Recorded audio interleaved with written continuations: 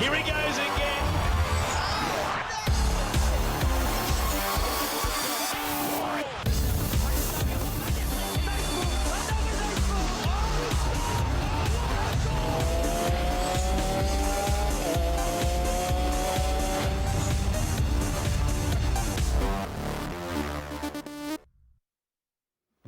बिस्मिल्लाहिर्रहमानिर्रहीम, अस्सलाम वालेकुम। आप देख रहे हैं स्पोर्ट्स 360 और मैं हूं अहमद नवाज। आज आपसे बहुत सी चीज़ों पर फिर बात करेंगे, पर्टिकुलरली क्रिकेट की भी, फुटबॉल की भी और कुछ और स्पोर्ट्स को भी शामिल करेंगे।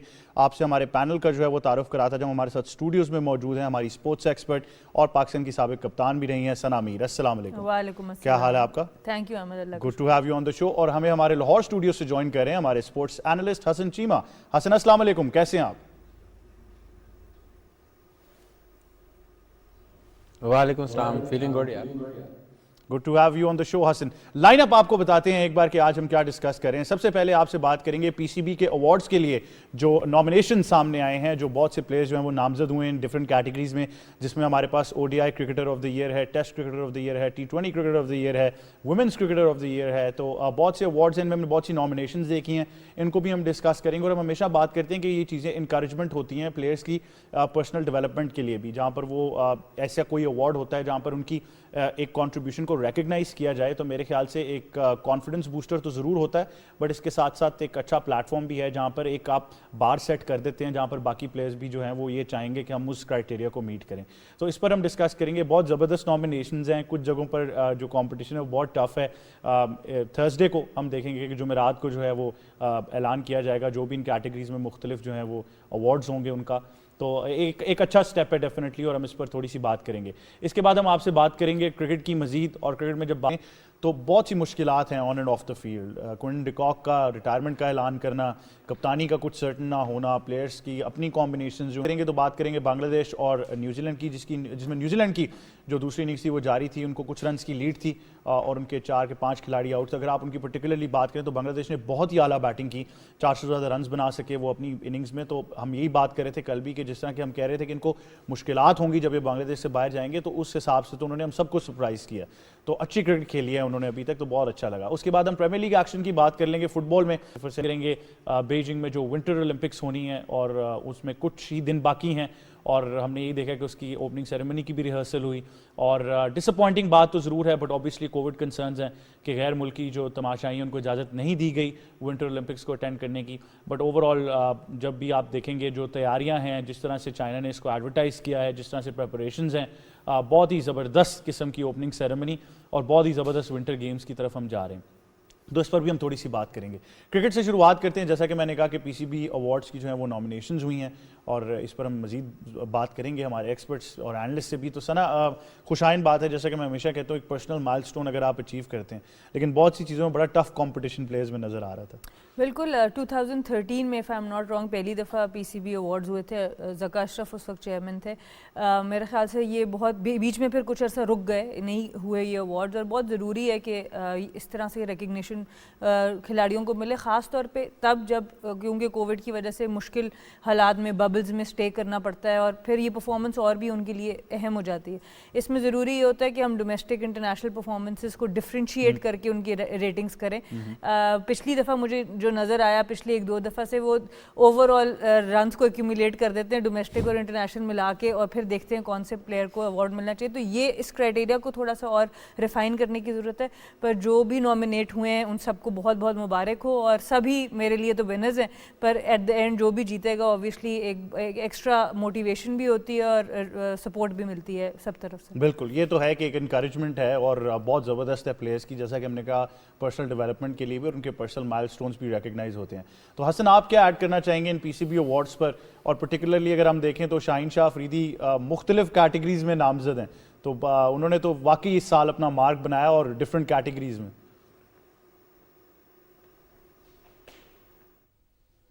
आई थिंक के सरान ने बात की 2013 में पहली दफ़ा हुआ था, तो इफ़ आई रिमेंबर करेक्टली तब ज़का अशरफ ने जब करवाया था, तो one of the motivations behind that was कि उस साल Saeed Ajmal was suppose to be almost you could say nominate होना चाहिए था उनको, और वो आईसीसी अवार्ड्स के लिए नहीं हुए थे, तो फिर almost out of protest Pakistan cricket board ने ये किया था।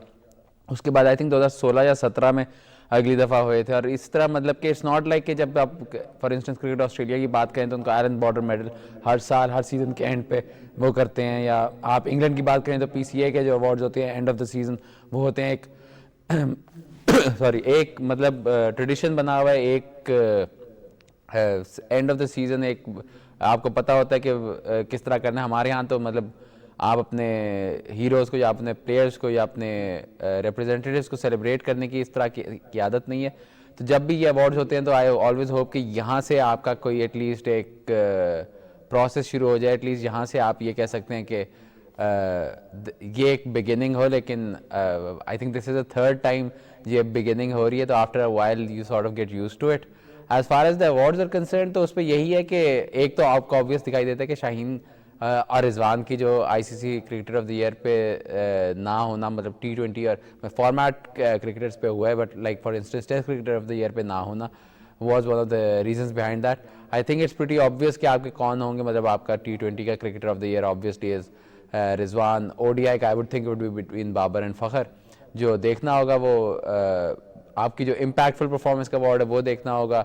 आई think women's cricketer of the year probably Fatima Sana का, कंसिडरिंग कि वो भी ICC अवार्ड्स के लिए नॉमिनेट हुई है, I guess Sana can add more on that. तो काफ़ी हद तक मतलब वाज़ेह चीज़ है, आपके जो वही main players Babar, Rizwan, Shaheen, Hasan in specially in red ball cricket और Shadab in white ball cricket, इन्हीं 5-6 में हुआ है। जो मैं इंटरेस्टेड हूँ सबसे ज़्यादा वो है domestic cricketer of the year के अवार्ड में, क्योंकि इफ्तिखार अहमद और साहिबजादा फरहान दोनों को नॉमिनेट किया गया है। They are 2 of the I think 5 nominees, और it's going to be interesting battle between those two, क्योंकि इफ्तिखार ने नेशनल T20 में जो परफॉर्मेंसेज दी, कायदम ट्रॉफी के फाइनल में जो परफॉर्मेंस दी वो सबके सामने है। जबकि अगर आप साहिबजादा की बात करें, कायदम ट्रॉफी का top run scorer, national T20 का टॉप रन स्कोरर, तो how do you differentiate between those two, that is going to be the question. वाकई अगर आप नॉमिनेशंस की बात करें तो बड़ा, जैसा कि मैंने कहा, बड़ा क्रूशल कॉन्टेस्ट नज़र आता है। बट ऑब्वियसली इसको थोड़ा डिटेल में डिस्कस इस तरह से कर लेते हैं कि पहले women's cricketer of the year की बात कर लेते हैं। जिस तरह हसन ने कहा कि मोस्ट प्रॉब्ली फातिमा सना, क्योंकि ICC में भी उनका नॉमिनेशन है। बट ओवरऑल अगर हम देखें, आलिया रियाज हैं, अनम अमीन है, फातिमा सना है, निदा डार हैं, तो एटलीस्ट चलें ये तो है कि पाकिस्तान वुमेंस क्रिकेट की तरफ से नोटेबल परफॉर्मेंसेज हमें नज़र आई हैं। बिल्कुल, देखें ऑल राउंड परफॉर्मेंस थी इन तीनों की। निदा डार हो गई, आलिया हो गई, फातिमा सना हो गई। पर फातिमा बहुत इंप्रेसिव इसलिए क्योंकि सिर्फ 2019 में इनका डेब्यू हुआ, और एक साल के अरसे में अब ग्लोबल लेवल पे शॉर्टलिस्ट हो जाएं 4 लोगों में, ये एक बहुत बड़ी अचीवमेंट है। 2 इनके बड़ी ज़बरदस्त परफॉर्मेंस थी वेस्ट इंडीज़ के अगेंस्ट, एक 4 विकेट्स और एक 5 विकेट हॉल इन्होंने लिया है वहाँ पर, और 7 बड़े क्रूशल रन्स भी वहाँ पे बनाए। ओवरऑल आई थिंक पाकिस्तान में तो जब अवार्ड्स होंगे तो मेरा वोट भी फातिमा को जाएगा। मेरे हाथ से अनीसा मोहम्मद के साथ लीडिंग विकेट टेकर है 2021 की। पर इंटरनेशनली ऑब्वियसली मेरे हाथ से लिजेल ली जो है साउथ अफ्रीका की, उसने 90 की एवरेज से वनडे में स्कोर किया है इस साल में। ब्यो माउंट जो इंग्लैंड की हैं उन्होंने बहुत ज़्यादा रन्स किए। हेली मैथ्यूज़ ने ऑलराउंड परफॉर्मेंस दी है। तो ग्लोबल लेवल पर इनका नॉमिनेट होना इस यंग एज में और इतना early of the career, early in her career, ये बड़ी ज़बरदस्त बात है। और बाकी बिल्कुल हसन ने कहा कि T20 में तो रिजवान के अलावा मेरे हाथ से ग्लोबली करीब कोई नहीं आता जिस तरह की रिजवान की परफॉर्मेंस रही है। और वनडे में बाबर ही ज़्यादा फेवरेट नज़र आ रहे हैं, और डोमेस्टिक में ज़्यादा मज़ा आएगा। और वुमेंस का डोमेस्टिक की कोई नई अवार्ड हो सकता है क्योंकि मैचेस बड़े कम हैं। तो होपफुली अगली दफ़ा मैचेस ज़्यादा करके ताकि डोमेस्टिक क्रिकेटर्स को भी एक मौका मिले, उनको भी अपॉर्चुनिटी मिले, ये बड़ा ज़रूरी है। वुमेन क्रिकेटर्स के लिए भी, इमर्जिंग प्लेयर्स के लिए टूर्नामेंट्स कराए जाएँ ताकि वहाँ पे भी एक मोटिवेशन बने वहाँ पर। बिल्कुल, मोटिवेशन की बात करते हैं तो अगर ऑब्वियसली वुमेन्स क्रिकेट को इम्प्रूव करेंगे, नंबर ऑफ मैचेस इंक्रीज़ होंगे, वो पूल भी बढ़ता जाएगा, तो मेरे ख्याल से बहुत सी खुशाइन चीज़ें आने वाले वक्तों में हम देख सकते हैं। हसन, अगर हम emerging cricketer of the year की भी बात करें तो उसमें भी बड़ा एक इंटरेस्टिंग कंपटीशन है। अरशद इकबाल, आजम खान तो हैं, बट जो मोहम्मद वसीम जूनियर और शाहनवाज ढानी में कंपटीशन है, ये बड़ा इंटरेस्टिंग है।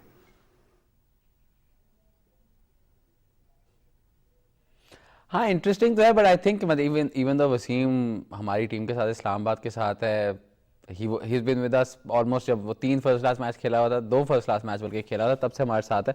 But even then, even with those biases, I think it's pretty obvious के कंसिडरिंग के PSL का टॉप विकेट टेकर होना अपने पहले सीजन में, दैट इज़ नॉट समथिंग जो कि इससे पहले कभी हुआ था। आई थिंक PSL 1 एसेंशियली के बाद से, तो इट मेक सेंस कि शाहनवाज दहानी शुड बी जो emerging cricketer of the year. हाँ, उनका पैकिंग ऑर्डर में शायद उनका वसीम का पहले नंबर आता हो पाकिस्तान की वाइट बॉल क्रिकेट में, but in terms of what he did over the past 12 months, मतलब लास्ट ईयर की कायदम ट्रॉफी प्रॉब्ली शायद ना आए इसके अंदर जब उन्होंने 30 आउट किए थे फर्स्ट क्लास में, बट जो उनकी PSL की इस साल की performance just based on that I feel like Dhani का should be the clear favourite for that.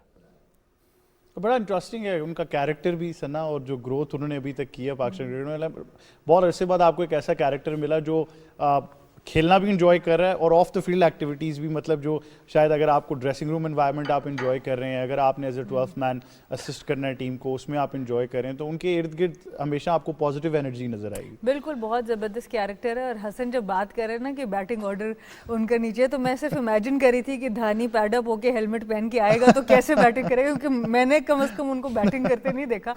तो obviously Mohammad Wasim junior, I think I am a huge fan, बहुत ही ज़बरदस्त क्रिकेटर नज़र आए हैं, बॉलिंग बैटिंग फील्डिंग किसी भी डिपार्टमेंट में वो भी बहुत ज़बरदस्त क्रिकेटर है। पर धानी की जैसे हसन ने बात की कि पहले ही सीज़न में आके इस तरह से आउट क्लास परफॉर्म कर देना, तो बड़ा एक सख्त कंपटीशन है, पर धानी थोड़ा एज डेफिनेटली लेता है। और ये एक नज़र आता है कि वो अपनी क्रिकेट को एंजॉय कर रहे हैं और बड़ा लकी रहे हैं कि आते साथ एक ऐसी टीम का हिस्सा बने हैं जो कि परफॉर्म कर रही है और एक हैप्पी बंच है। तो ये उनके लिए बड़ी अच्छी चीज़ है और होपफुली अब इससे वो कंटिन्यू करेंगे और आगे बेहतर से बेहतर होते जाएंगे। बट सना, किसी के पास अगर सबसे ज़्यादा मौके तो वो शाहीन शाह अफरीदी के पास है। 5 डिफरेंट कैटेगरीज में वो नॉमिनेट हुए हैं, जिसमें most valuable cricketer, ODI cricketer, test cricketer, T20 cricketer और एक और भी impactful cricketer of the year भी है। इम्पैक्टफुल तो आई गेस मेरे ख्याल से दे ही देना चाहिए, जो पहले 2 ओवर करा दिए थे उन्होंने इंडिया के। मेरे ख्याल से पाकिस्तान के पूरे साल में उतना इम्पैक्ट शायद ही किसी प्लेयर ने बनाया और इंटरनेशनल लेवल पे, तो आई गेस वो तो मेरी तरफ से तो मैं उनको देने को अभी तैयार हूँ। पर ऑब्वियसली क्लास एक्ट है। मैं शाहीन के बारे में यही बात कर रही हूँ कि जो उनका नया बॉल के 1-2 ओवर्स हैं वो एक इवेंट बन गया है। जैसे आप मैच देखने जाते हैं तो वो खाली अगर आप वो ओवर्स देखने का भी टिकट मेरे ख्याल से लोग बेचें तो शायद वो ओवर्स देखने के लिए भी लोग टिकट खरीदें कि इतनी ज़बरदस्त वो बॉलिंग कर रहे हैं। और ये पाकिस्तान के लिए बड़ी ज़बरदस्त बात है कि चाहे बैटिंग में ओपनर्स हों या बॉलिंग में आपके न्यू बॉल बॉलर, जो बड़ा एक्साइटिंग एक कॉम्बिनेशन बन चुका है। बिल्कुल, मेरे ख्याल से वो जो 2 ओवर है वो तो हम बार बार देखते रहेंगे और अपनी वो मेमोरी रिफ्रेश करते रहेंगे, क्योंकि वाकई I think if it was play of the tournament तो शायद वो ही था। तो और वो एक मेमोरी है जो हम हमेशा चेरिश करते रहेंगे, क्योंकि ऑब्वियसली इंडिया को पहली बार हराया और जिस तरह हमने वर्ल्ड कप में परफॉर्म भी किया। अनफॉर्चुनेट ज़रूर था कि हम नहीं जीत सके world cup, but overall Pakistani performance बहुत ही ज़बरदस्त रही थी, तो ये क्रेडिट तो देना होगा पूरी टीम को। अब आपसे थोड़ी सी टेस्ट क्रिकेट की बात करते हैं। टेस्ट क्रिकेट में जब बात करेंगे तो साउथ अफ्रीका इंडिया जिनका मैच जारी है, आप PTV स्पोर्ट्स पर एक्शन लाइव देख सकते हैं। और जिस तरह कि हमने कहा, इंडिया जो है वो 202 रन बनाकर आउट हुई। साउथ अफ्रीका ने अच्छी बॉलिंग परफॉर्मेंस की, बट कुछ चीज़ें हैं जो पर्टिकुलर हैं दोनों टीम्स के बारे में।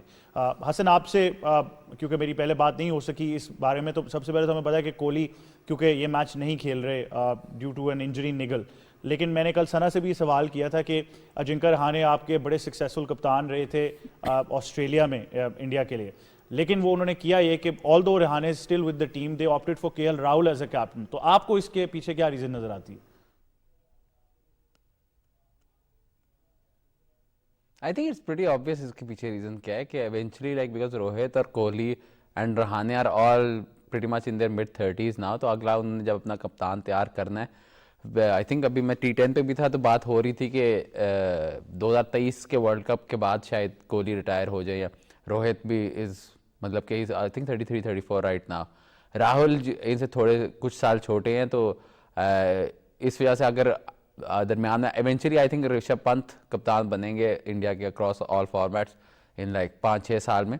बट दरमियान में अगर आपको एक इंटरिम कप्तान चाहिए होगा, कंसिडरिंग कि इंडिया की जितनी ज़्यादा क्रिकेट होती है, थ्रू आउट ऑल फॉर्मेट्स होते हैं, तो आपका एक कप्तान होना चाहिए जो कि ऑलमोस्ट आपकी सेकेंडरी 11 का भी कप्तान हो। That is something that KL Rahul can do, and the advantage that India है जो अब पाकिस्तान को भी पिछले 2 साल ऑनवर्ड से आना शुरू हो गया, इज़ कि ये सारे जो लड़के हैं, अगर आप श्रेयस अय्यर की बात करें, आप KL राहुल की बात करें, ये सब IPL में भी टीमों की कप्तानी करते हैं, कई साल से कप्तानी कर रहे हैं। इवन अभी वो किंग्स 11 पंजाब की कप्तानी कर रहे थे KL राहुल, और अब लखनऊ की जो नई टीम आ रही है उसमें भी मोस्ट प्रॉब्ली यही लग रहा है कि KL राहुल उसके कप्तान होंगे।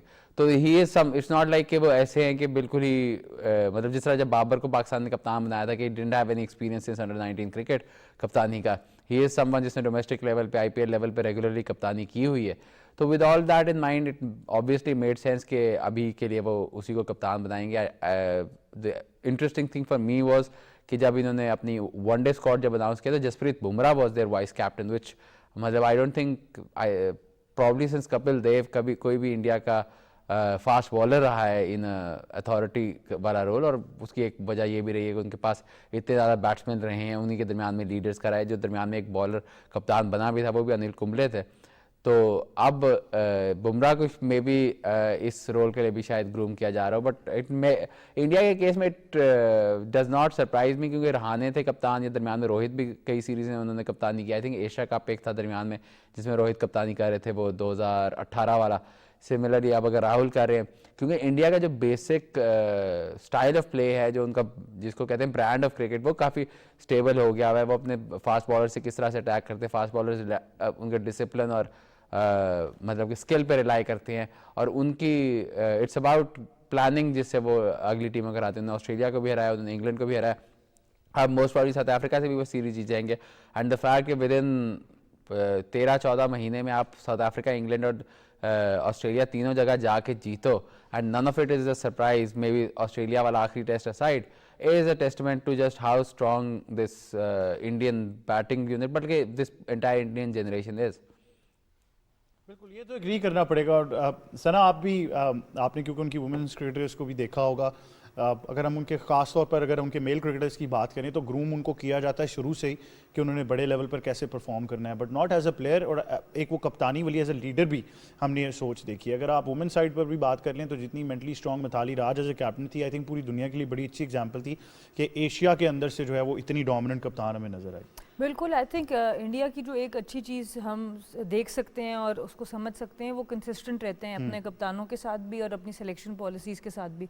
बहुत कम आपने इंडिया में देखा होगा कि हर टूर बाय टूर कोई कप्तान बदल रहा हो या एक परफॉर्मेंस की बेस पे किसी कप्तान को हटा दिया गया, और आई थिंक वो एक बहुत बड़ी वजह है प्लेयर्स की मेंटली स्ट्रॉन्ग होने की भी, क्योंकि ये दोनों चीज़ें हैंड इन हैंड चलती हैं कि अगर आपके अंदर कंसिस्टेंसी है आपके सिस्टम के अंदर, तो प्लेयर्स बहुत जल्दी इनसिक्योर नहीं होते, और जब प्लेयर्स इनसिक्योर नहीं होते तो मेंटली वो अपने डिसीजंस को बैक कर सकते हैं। तो ओवरऑल मिताली राज की अगर आप बात करें तो ऑब्वियसली 20 साल क्रिकेट खेलना, उसके लिए आपको वाकई बहुत मेंटली स्ट्रॉन्ग होना पड़ता है, और ख़ास तौर पे जब आप एज अ बैटर खेलते हैं, डिफरेंट कंडीशंस में खेलते हैं, आपके पास चांस भी एक ही होता है, तो ये एक उनकी मेंटल स्ट्रेंथ को दिखाता भी है। फिर जूलियन गोस्वामी भी बीच में कप्तान हुई और उनकी ट्रांजिशन फिर भी ज़रा स्मूथ होती है। हरमन जब से आई इंडिया हरमन और मिताली जब साथ साथ T20 और वनडे की कैप्टनसी की, वहाँ पे हमें थोड़ा सा रिफ्ट देखने को मिला, अदरवाइज़ काफ़ी एक स्मूथ इनका एरा रहा है अंडर मिताली राज। और इंडियन तो अगर आप as a future leader KL Rahul को देखें तो आपको उनके अंदर वो कैरेक्टरिस्टिक्स तो नज़र आते हैं जो एक कप्तान में इंडिया को शायद चाहिए। बड़ी इंटरेस्टिंग बात लगी मुझे हसन की कि वो देख रहे हैं ऐसे कि बाद में ऋषभ पंत आएंगे, तो ये भी एक बड़ा इंटरेस्टिंग फैक्टर है। आई थिंक केएल राहुल ने वो आईपीएल में भी काफ़ी लीड किया है, और क्रिकेट की अवेयरनेस उनको बड़ी ज़बरदस्त है। वो आप उनकी इनिंग्स से देख सकते हैं, जब वो टेस्ट क्रिकेट में अपनी इनिंग्स कंस्ट्रक्ट करते हैं और T20 में जो दोनों का डिफरेंस है, वहीं से आपको एक प्लेयर की अवेयरनेस, क्रिकेटिंग अवेयरनेस और अंडरस्टैंडिंग का पता चलता है कि कितना डीप वो क्रिकेट को समझते हैं। भी बहुत sound है। टेक्निकली वैसे ही वो एज अ बैटर बहुत स्ट्रॉन्ग है। तो अब देखना होगा ये इस जो टूर्नामेंट है उसमें टेस्ट सीरीज़ में कैसे कप्तानी करते हैं, वो भी चीज़ें बहुत डिफाइन करेंगी कि आगे ये किस तरफ लेके चलते हैं। बिल्कुल, अगर अभी मैच की बात कर लें, जैसा कि मैंने कहा लाइव एक्शन आप पीटीवी स्पोर्ट्स पर देख सकते हैं। साउथ अफ्रीका के 4 खिलाड़ी आउट हैं, 140 रन हैं उनके, और अभी भी उनको ट्रेल जो है वो 62 रन की है। इंडिया 202 रन बनाकर आउट हुआ था। जैसा कि मैंने कहा साउथ अफ्रीका की तरफ से डीन एल्गार जो उनके कप्तान है 28 रन बनाए उन्होंने, पीटरसन ने 62 रन बनाए, टेम्बा बवूमा 19 रन के साथ क्रीज पर मौजूद हैं, और वर्ने उन्हें ज्वाइन कर रहे हैं जो उनके विकेट कीपर हैं जो 17 रन के साथ क्रीज पर मौजूद हैं। तो अगर मैच तो डेफिनेटली है हसन, लेकिन अगर आप क्रिकेट साउथ अफ्रीका की बात करें, जिस तरह क्विंटन डी कॉक भी रिटायर हो गए, ओवरऑल भी हमने इनकी स्ट्रक्चर की बात की थी कि कुछ कंसिस्टेंसी वहाँ पर नज़र नहीं आ रही, तो आपको कैसे हालात लग रहे हैं अभी क्रिकेट साउथ अफ्रीका के?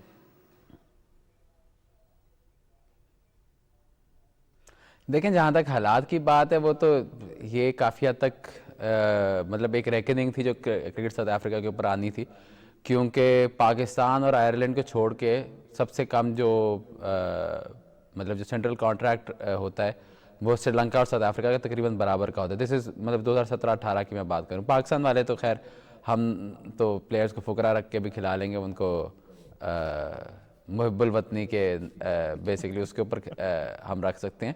But if you are South African, if you are West Indian, तो फिर उसके ऊपर आपके पास ऑप्शन भी होती है डिफरेंट चीज़ें खेलने की। फिर तो आपने देखा है इतने ज़्यादा प्लेयर्स, इवन डेवन कॉनवे को आप देख रहे हैं, आप अभी डॉन ओलिफियर वापस आए हैं साउथ अफ्रीका की टीम में, वो कोलपैक पे चले गए थे। इतने ज़्यादा उनके ऑलमोस्ट एक पूरी 11 इंग्लैंड में खेल रही होती है कोलपैक प्लेयर्स की। डिकॉक के केस में आपको ये कंसिडर करना पड़ेगा कि एक तो उनके वैसे ही ताल्लुकात इतने अच्छे नहीं थे। अगर आपको याद है T20 वर्ल्ड कप में जो पूरा एक इंसिडेंट हुआ था, him not taking the knee, that entire thing, उसके ऊपर फिर आप ये भी ऐड करें कि क्रिकेट साउथ अफ्रीका का बड़ा अजीब सा एक मौक़िफ़ है रिगार्डिंग जो NOCs वो देते हैं प्लेयर्स को, सिर्फ IPL के लिए वो NOCs देते हैं। इस साल for instance Faf du Plessis PSL खेलने आए थे अबू धाबी में, तो उन्होंने जब क्रिकेट साउथ अफ्रीका को कहा था कि इससे तो मुझे फ़ायदा ही होगा ना ये खेलने से, क्योंकि अगला जो वर्ल्ड कप आ रहा है वो भी UAE में, इन कंडीशन में मैं खेलूंगा तो मुझे फ़ायदा होगा। सेम चीज़ इमरान ताहिर ने की थी, लेकिन जब वर्ल्ड कप का स्क्वाड सेलेक्ट हुआ तो फाफ और इमरान ताहिर दोनों को सेलेक्ट नहीं किया गया, क्योंकि वो basically T20 leagues around the world खेल रहे थे।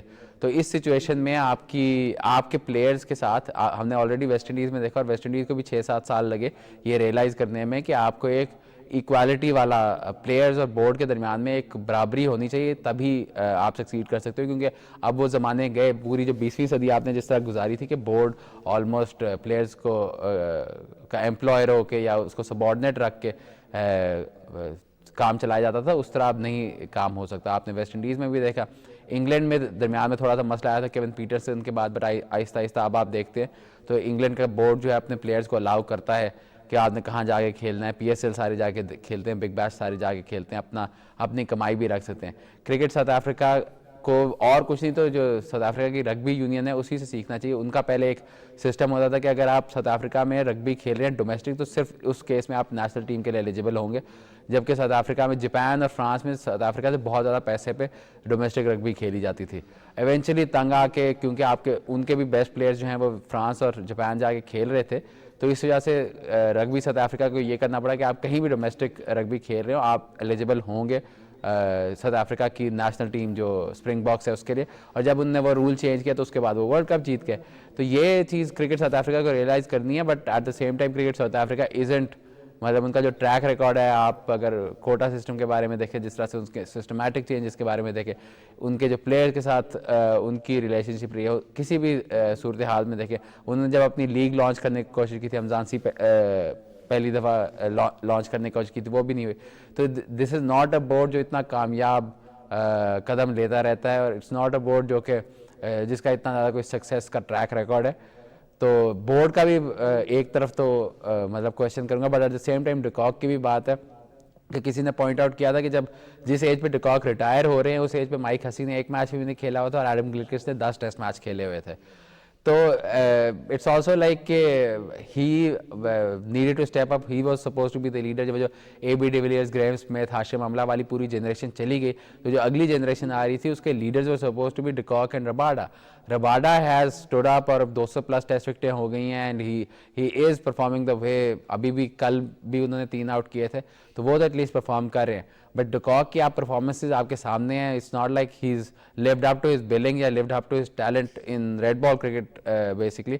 और अगर आपको याद हो जो पिछले साल के स्टार्ट में पाकिस्तान साउथ अफ्रीका वाली सीरीज़ हुई थी, उसमें de Kock came in as the captain, and the way he played was basically he did not take, कोई उन्होंने जिम्मेदारी नहीं ली थी, और इट वाज ऑलमोस्ट लाइक कि बस सीरीज़ ख़त्म करने की कोशिश कर रहे थे। और बराबरी की सीरीज़ थी, मतलब एक मैच में हसन अगर 10 आउट ना करता तो probably South Africa could have won that series, but the difference even in that came out to के डिकॉक ने वो परफॉर्मेंसेज नहीं दी जो उनकी रेपुटेशन है, जो उनका टैलेंट लेवल है उसके हिसाब से।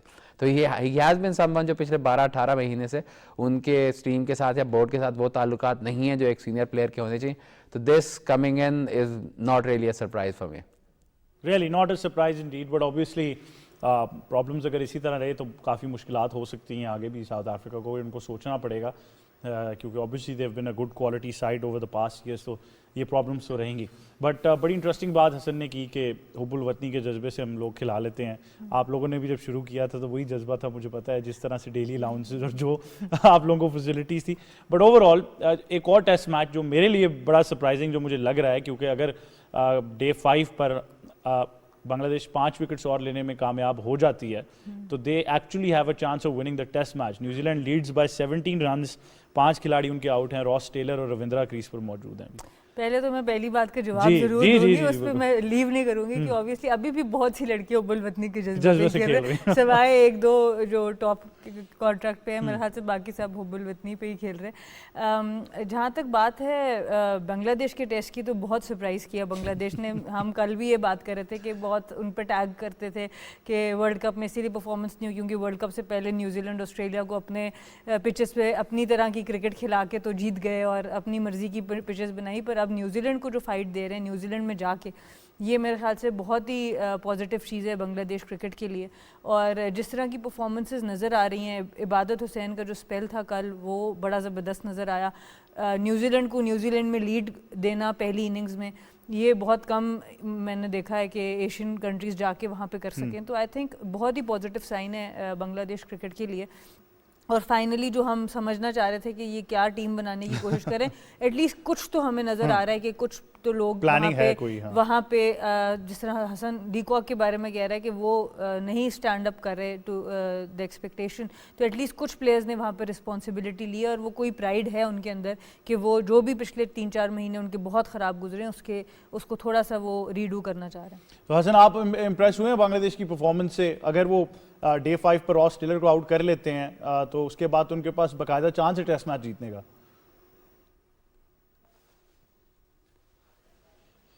हाँ, आई थिंक जो सबसे इंपॉर्टेंट चीज़ रही है वो इबादत हुसैन का जो आज स्पेल था, खासतौर पे end of that spell 2 overs में 3 आउट करना, दैट इवन मोर देन 130 वाली लीड। क्योंकि न्यूजीलैंड में आपको पता है कि न्यूजीलैंड में मोस्ट ग्राउंड में आप ये देखते हैं कि डे 1 पे पिच थोड़ी सी पेसर्स को, डे 1 या चौथे सेशन में पिच जो है थोड़ी सीमर्स को सपोर्ट देती है, but as the test goes along तो वो फ्लैटर से फ्लैटर होती जाती है। और हमने पाकिस्तान का भी अगर आपको लास्ट ईयर का टूर याद हो तो इसी तरह देखा था कि पहले दिन जो है बॉलर्स को सपोर्ट मिलती थी, फिर आहिस्ता आहिस्ता पिच फ्लैट से फ्लैट होती जाती थी। न्यूजीलैंड ने एक मैच में आई थिंक 500-550 किया था। फिर अगर आपको याद हो पाकिस्तान, वो रिजवान और फवाद की जो पार्टनरशिप थी, ऑलमोस्ट पाकिस्तान ने एक मैच ड्रॉ कर गया था because almost for I think 4-4.5 घंटे तक वो दोनों बैटिंग करते थे ऑन द डे 5। न्यूजीलैंड की यूनिक बात यह है कि वहाँ पे पिचेस डिटेरिएट नहीं करती, वहाँ पे पिच जो है वो बेहतर से बेहतर होती जाती है। तो जब न्यूजीलैंड को आपने 300-325 पे आउट कर लिया था तो बांग्लादेश के पास वहाँ पे चांस था कि पिच जो है उनको सपोर्ट करेगी, they could put up a score, but at the same time उनको they had to put up a score against probably the one of the 2 or 3 best bowling units in the world. तो पहले तो वहाँ पे उन्होंने stand up किया and it's not like कि कोई एक बंदा कैरी कर रहा था। मतलब अगर आप 450 स्कोर करें और आपका एक बंदे की भी सेंचुरी ना हो, दैट शोज कि हर बंदे की तरफ से कंट्रीब्यूशन किस तरह आ रही है। But even in that case जब 130 की लीड भी लगी तो मेरी तवक्को यही थी कि अब न्यूजीलैंड आराम से आगे 250-300 करेगा एंड मे बी आखिरी 2-3 घंटे या मे बी 2 सेशंस जो हैं वो बांग्लादेश को एक टारगेट सेट करने की कोशिश करेगा। और जब 130 पे 2 आउट थे तो ऐसे ही लग रहा था कि ये बेसिकली बांग्लादेश के लिए टारगेट सेट होगा। बट जो इबादत हुसैन ने एंड में आके जो अपना स्पेल किया है, जो उन्होंने न्यूजीलैंड का मिडिल ऑर्डर उड़ा दिया है, that has completely change the complexion of the match. और अब कल का पहला घंटा, कल का पहला सेशन बहुत इंपॉर्टेंट होगा। If they can get even 1 or 2 early wickets with in the first half an hour तो फिर Bangladesh should be the favourites for that. But again New Zealand is a team जो कि मतलब देयर इज़ अ रीज़न वो world test champions हैं, there is a reason कि वो अपने होम पे इतना डोमिनेट करते रहे हैं। उनको जब तक आपने उनको ख़त्म नहीं कर देना, इट्स नॉट गोइंग टू, जो कि इंडिया ने भी रियलाइज़ किया था कि 9th विकेट के बाद भी न्यूजीलैंड जो है स्टैंड लगा सकते हैं। तो for 4 days Bangladesh have stepped up, लेकिन this is the beauty of test cricket कि आपका एक बुरा दिन, एक बुरा सेशन भी आपको इशू क्रिएट कर सकता है। तो जिस तरह उन्होंने अभी तक 4 दिन खेले हैं, दैट हैज़ टू बी, मतलब उनकी यही पॉलिसी होनी चाहिए, इसी तरह कंटिन्यू करना चाहिए।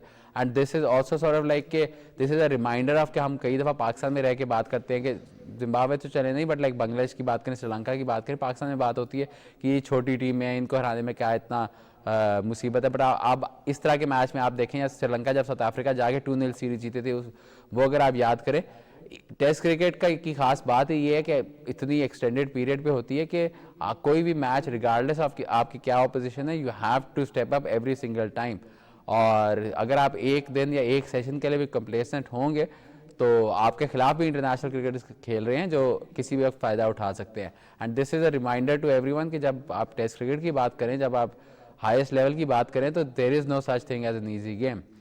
बिल्कुल, ये तो है, लेकिन सना ऑब्वियसली अगर ये विक्ट्री बांग्लादेश को मिलती है, जिस तरह हसन कह रहे हैं कल का पहला सेशन बहुत इंपॉर्टेंट है, तो दिस माइट बी द एक वो चीज़ हो सकती है जो पूरी टीम को इकट्ठा एक जोड़ दे और वो यूनिट बना दे जो ये बनना चाह रहे हैं। ऐसा होता है बाज़ औक़ात। बिल्कुल, और देखिए जब आपके टॉप 4 में 3 50 करें, मिडिल ऑर्डर में 2 50, एक 50 और एक 47 48 रन, तो जो हसन बात कर रहा है कि एज ए यूनिट परफॉर्म कर रहा है बैटिंग ऑर्डर, और इसी में हमने बॉलिंग को भी देखा कि अच्छी टाइट लाइंस पे बॉलिंग की। इबादत हुसैन का वो एक स्पेल ऑब्वियसली उसने फ्रंट फुट पे ले आया है बांग्लादेश को।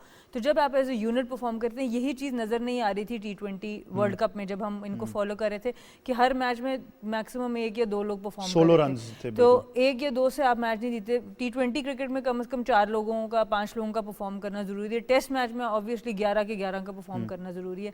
तो छोटे फॉर्मेट में फिर भी आप एक छोटे पूल से भी परफॉर्मेंस ले सकते हैं, पर टेस्ट क्रिकेट में आपको सबको इकट्ठे मिलके परफॉर्म करना, और ये जो चीज़ अब नज़र आई है। और बड़ा इंपॉर्टेंट होगा यहाँ से आप मैच को फिनिश कैसे करते हैं। इस तरह की यूनिटी आप क्रिएट तो कर लेते हैं और अच्छी परफॉर्मेंसेस पे वो हो जाती है, पर अगर इस तरह के मैच आपके हाथ से निकल जाए तो वो बड़ी जल्दी टूट भी जाती है, क्योंकि फिर एकदम से ब्लेम गेम शुरू हो जाता है। तो ये कल का दिन ऑब्वियसली बड़ा इंपॉर्टेंट होगा बांग्लादेश क्रिकेट के लिए भी, खाली इस मैच के लिए नहीं, बांग्लादेश क्रिकेट के लिए, बिकॉज इतनी मुश्किल परफॉर्मेंसेज, इतनी डाउन परफॉर्मेंसेज के बाद इस तरह की टेस्ट जो चैम्पियन टीम है उसको अगर आप हराने में कामयाब होते हैं तो ये बहुत ही बड़ा बूस्ट होगा उनके कमेंटेटर्स के लिए भी, क्योंकि वो आप समझिए ना। बिल्कुल समझिए। डेफिनेटली आप अच्छी परफॉर्मेंस है बांग्लादेश की, उम्मीद यही है कि पहले सेशन में अच्छा परफॉर्म करेंगे, जो कल का आखिरी दिन है उसका पहला session, and they actually have a chance to win the test match. उनकी क्रिकेट के लिए बहुत अच्छा है। तो ये तो ऑब्वियसली कल ही पता चलेगा। अब थोड़ी सी प्रीमियर लीग की आपसे बात कर लेते हैं, और प्रीमियर लीग एक्शन में हमने यही देखा कि मैनचेस्टर यूनाइटेड को 1-0 से वुल्व्स ने शिकस्त दी। तो Hasan, we know that Manchester will be blue, वहाँ पर तो ब्लू ही रंग नज़र आएगा जब लीग एंड होगी। ऑब्वियसली यही नज़र आ रहा है कि City are the runaway leaders, but United कुछ तो प्राइड सैल्वेज कर सकती हैं, लेकिन रैगनिक के लिए भी मुश्किलात वही नज़र आ रही हैं। हाँ, वो इवेंचुअली वो जो एक न्यू मैनेजर बाउंस था वो ख़त्म हो गया, और अब वही जो मसले सोल्शायर के अंडर थे वही रागनिक के अंडर भी दिखाई दे रहे हैं। ऑब्वियसली टैक्टिकली उतने लो लेवल पे नहीं खेला, but the issue again remains के रागनिक के सामान, या आप किसी भी बड़ी टीम को इस वक्त देखें, टुखल को चेल्सी देखें, लिवरपूल को देखें अंडर क्लॉप, गार्डियोला के अंडर मैन सिटी को देखें, सारी टीम्स जो है हाई प्रेस पे खेलती हैं, सारी टीम्स जो है एक मोबाइल फ्रंट 3 फ्रंट 4 के साथ खेलती हैं, and that is what the modern style of play is. जो कि जब आप मैनचेस्टर यूनाइटेड का फ्रंट लाइन देखते हैं, you look at somebody like Cavani फिर भी at his younger age he was able to do that, but maybe not at this age. Ronaldo certainly can't do that at this as.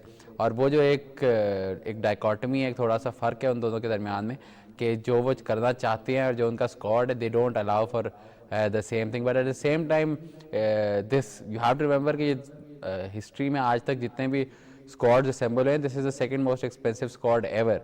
तो this is also reminder of के सिर्फ अगर player ख़रीदने से या player के ऊपर spend करने से अगर आपका कोई एक लार्जर विजन, एक होलिस्टिक विजन ना हो, तो फिर कितना मसला हो सकता है। But at the same time जब इतने बड़े प्लेयर्स हों तो यू स्टिल एक्सपेक्ट देम कि हाँ ठीक है, आप सिटी, लिवरपूल, चेल्सी के साथ आप शायद कम्पीट ना कर पा रहे हो अगर आप सिस्टमेटिकली इतनी स्ट्रेंथ ना हो, लेकिन against a team like Wolves जो कि मिड टेबल है, they've had a really good defensive season this year, but it's not like कि उन्होंने कोई इतने बड़े रिजल्ट्स हासिल किए हैं। they're not the team they were 2 साल पहले नुनो एस्पिरितो सांतो के अंडर। तो इसके बावजूद आपका वुल्व्स से हारना, एंड द फैक्ट दिस 14 मैचों में 6 लॉसेज हैं, and the fact that this is not a surprise, शायद सबसे ज़्यादा मैनचेस्टर यूनाइटेड के लिए फ़िक्रमंद बात है। फ़िक्रमंद बात यूनाइटेड के लिए तो डेफिनेटली है, बट दो जो डिफरेंट चीज़ें हैं जो मैं देख रहा हूँ सना, कि एक तो मैनचेस्टर यूनाइटेड के फैंस अब क्या करें, इतने मैनेजर्स बदल लिए, सेकंड मोस्ट एक्सपेंसिव स्क्वाड भी खरीद लिया, फिर भी कुछ नहीं हो पा रहा। और दूसरा क्रिस्टियानो रोनाल्डो क्या करें, वो तो सोच रहे थे ट्वाइलाइट ऑफ माय करियर है, जाकर अपने होम क्लब जो मेरा है वहाँ जाकर परफॉर्म करके तो करियर एंड करूँगा, लेकिन शायद कुदरत इतनी मेहरबान नहीं हो रही मेरा वहाँ। से मैनचेस्टर यूनाइटेड के फैंस के लिए ना पाकिस्तान क्रिकेट टीम के फैंस को एक ग्रुप बनाना चाहिए और उसमें नोट्स एक्सचेंज करने चाहिए। और जो ऑलरेडी क्योंकि- दोनों के फैंस हों वो क्या करें? क्योंकि जो पुरानी क्रिकेट टीम थी हमारी, जो अनप्रिडिक्टेबल थी, किसी दिन बहुत अच्छा आधा मैच बहुत अच्छा, आधा मैच बहुत ख़राब। आई थिंक मैनचेस्टर यूनाइटेड का भी वही हाल है। और वो जो हमारे बेचारे फैंस के दिल ऊपर नीचे होते हैं, आई थिंक वहाँ से ही टिप्स हो सकती है क्योंकि पाकिस्तान की जो क्रिकेट फैंस आई थिंक उनसे ज़्यादा इसको बेहतर हैंडल कोई उनके नहीं कर मैनेजर सकता। भी फिर मिकी आर्चर से बात कर लेंगे। मेरे ख्याल से उसकी कुछ बात करानी पड़ेगी। बड़ा ही डाउन एंड आउट लगा, बट सना और हसन बहुत शुक्रिया, आप हमें ज्वाइन कर रहे थे स्पोर्ट्स 360 पर। बहुत सी हमने बातें की आपसे, क्रिकेट की भी की, फुटबॉल की भी की। थोड़ा सा आपको बताते जाएं, जो विंटर ओलंपिक्स भी बीजिंग में होने वाली हैं, 31 दिन बाकी हैं इन ओलंपिक्स में, तैयारियां जो हैं वो जारी हैं। इवेंट जो है वो 4 से 20 फरवरी के दरमियान शुरू होगा। इसकी ओपनिंग सेरेमनी की भी रिहर्सल हुई, तो एक बहुत ज़बरदस्त इवेंट होने जा रहा है। And with China it's always grand, तो जिस तरह से इन्वेस्टमेंट और जो सारी प्रेपरेशंस हैं वो भी बहुत ही ज़बरदस्त हैं। बट ये था आज का तमाम शो, सारी लाइनअप जो हमने डिस्कस की, और आपसे हमारी कल फिर मुलाकात होगी मेरी और तमाम टीम स्पोर्ट्स 360 की तरफ से। अल्लाह हाफ़िज़।